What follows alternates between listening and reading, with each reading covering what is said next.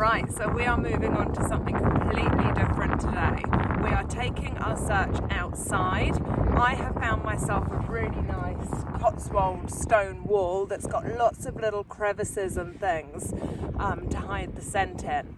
You don't need a Cotswold stone wall. You can use a normal panelled fence, a different, look at the fences you've got in your garden, find some nice sections, or go on a walk and see what kind of walls or fences you can find. I have clearly marked out, as you can see, I've got a pole over here and I've got a pole here, so that it's really clear to me which section of the wall that I'm using, okay? The other thing that I'm going to do, I've got my articles here and I've got my pair of tweezers. Today I'm going to take my article and I'm going to place it straight in the wall.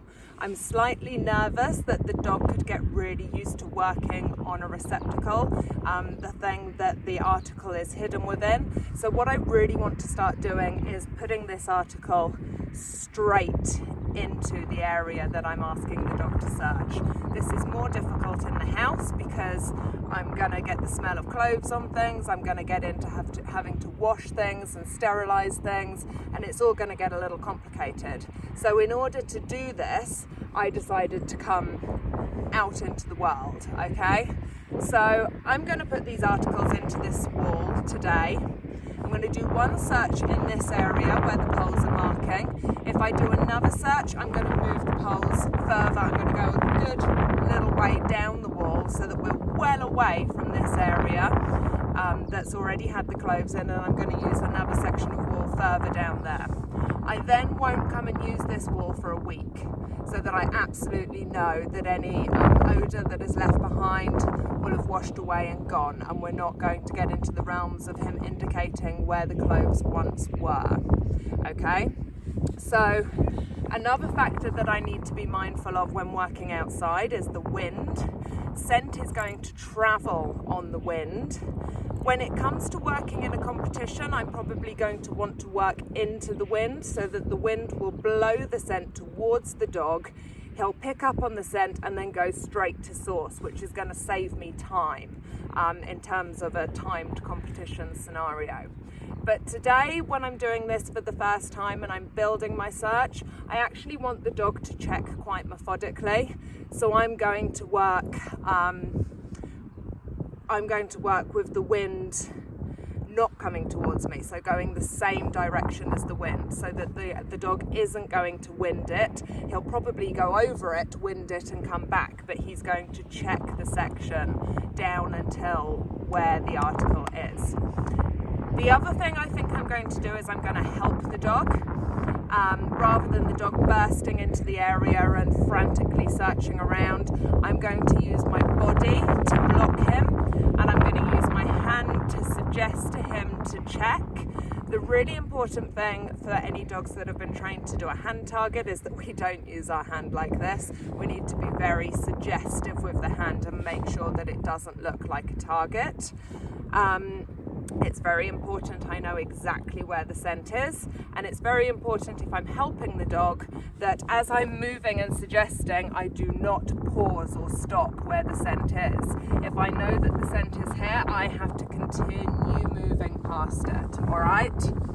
So we're changing a lot of things up today. We're working outside, we're working on a perimeter, and I'm going to put the article straight into the wall. Therefore, I am not going to ask much indication-wise. I'm going to watch my dog's body language. I'll see as there'll be a change in him as he starts to air scent, and as he moves into source, I'm going to click that. Okay, so I'm not going to ask for a strong indication here. I really want to be rewarding the search element, so I'm going to be really mindful of that. Then I'm also going to make sure that my reward placement is extremely good. I want to be rewarding him exactly where that find is, and I may break a few bits off and kind of drip feed him to get him staying in that area, okay? Right. So, I am out in the world. I can see some dogs coming. I hope that they don't rush into the area and make everything a little difficult. They might. It's That's what we have to do when we're outside. So I have got my article here. Now, Alfie, whoa, remind him what we're doing. Sit. Good lad. Whoa, yeah. So now I'm going to hide it and I'm going to make a big deal. If I have to stay in one place a bit to squish this in, I'm going to make sure that I also pause in other places, okay?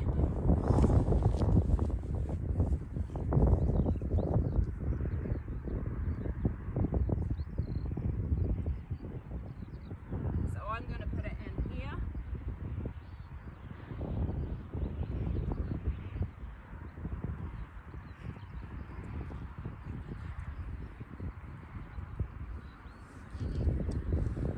So hopefully you saw where that went. The other thing that I need to be mindful of is the heights at which I'm putting the hide. So I need the hide to be going down low, I need it to be going at head height, and I need it to be going high. I'm not going to mess around with that a lot today because we're already asking a lot of new things of the dog. But I do want to be making sure that I vary that. Another day soon I will really think about that and use that as my thing of the day to train, okay? So I have got some dogs coming past me now. Alf's is a little distracted by them. So I'm going to take him right over to the first pole so that the wind is coming this way, so the wind won't be blowing the scent into his face, okay? So I'm going to take him over there, I'm going to give him the command at the first pole down there, and then I'm going to use my body to hold him and try and encourage him to check quite thoroughly. I'm going to keep my eye on exactly where that hide is, and as soon as I see Alfie recognising the scent and moving in towards it, I'm going to mark it, and I'm going to feed a lot in that position. Okay.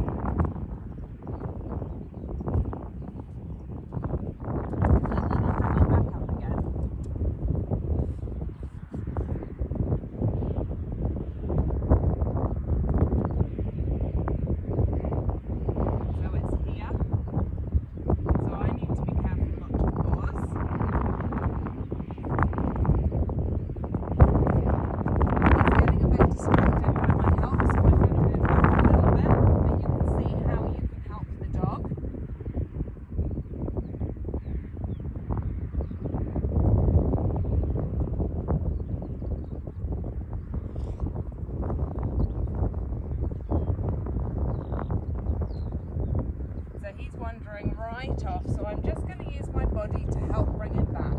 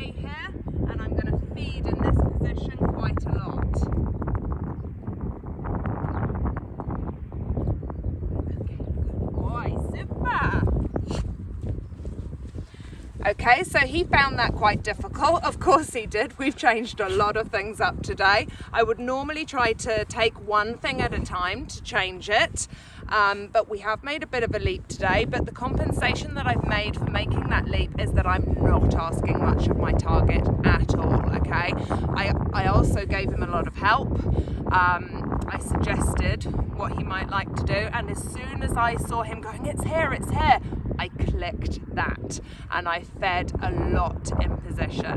So now what I'm going to do is I'm going to move my poles. I'm going to walk a good kind of 40 paces down this wall. I'm going to move my poles down and I'm going to try that again, okay? I'll do that in a new video because I don't want you to have to come on the little walk with me. So I'll see you in a minute.